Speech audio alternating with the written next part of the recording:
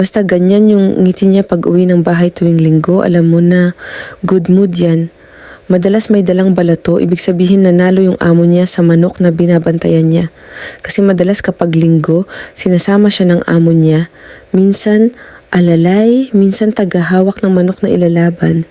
Pag panalo, ramdam niya rin yung saya. Ayan na, may dalang pitsel galing kusina.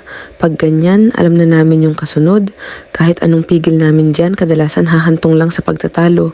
Kasi pag may balato siya galing sa panalo, asahan mo na. Hindi tuba ang babanatan yan.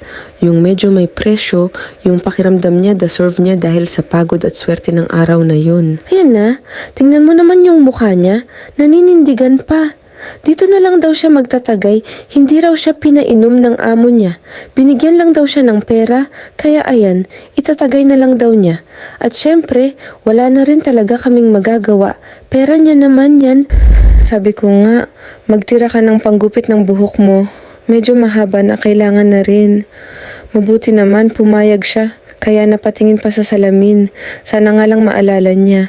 Kasi pag nakaharap na yan sa baso, hay nako, limot na ang lahat.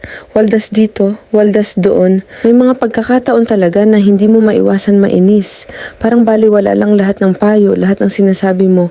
Ramdam mo kung paano nag-iiba yung aura niya pagkaharap na yung paborito niyang inumin. Nawawala lahat ng pinag-usapan niyo. At sa totoo lang, ikaw lang din ang talo kapag hinayaan mong maapektuhan ka ng ginagawa niya. Sana kung mapapanood man niya to o makita, maintindihan niya na wala naman akong problema sa asawa ko pagdating sa mga ganitong bagay.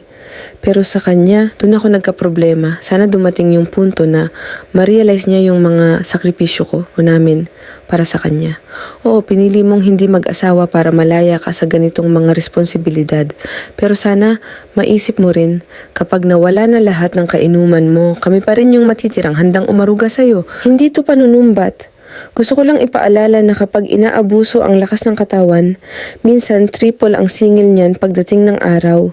Baka may dahilan din kung bakit ikaw yung naging focus, kung bakit ikaw yung napapasama sa mga kwento at content dito sa social media. Siguro hindi lang para ipakita yung nangyayari, kundi para may mapulot, hindi lang ng nanonood, pati ng mismong nasa loob ng kwento. Niyaya niya pala yung kapatid niya.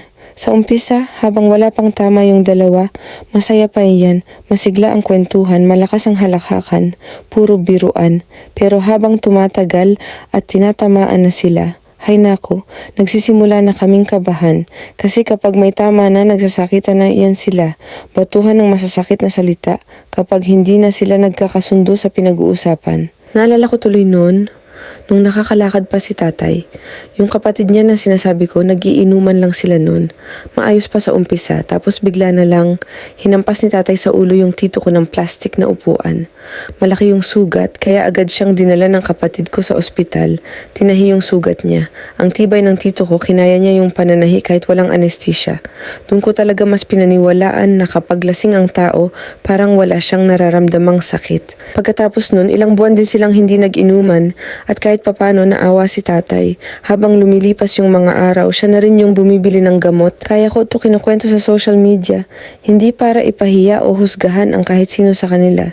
Gusto ko lang ipakita na bawat pamilya may pinagdadaanan. Iba-iba man ang kwento, pare-pareho lang yung sinusubukan, ang patuloy na lumaban sa mga hamon ng buhay. Gusto ko ring malaman mula sa mga komento kung kami lang ba yung dumadaan sa ganito o kung may iba ring tahimik na lumalaban sa sarili nilang mga kwento.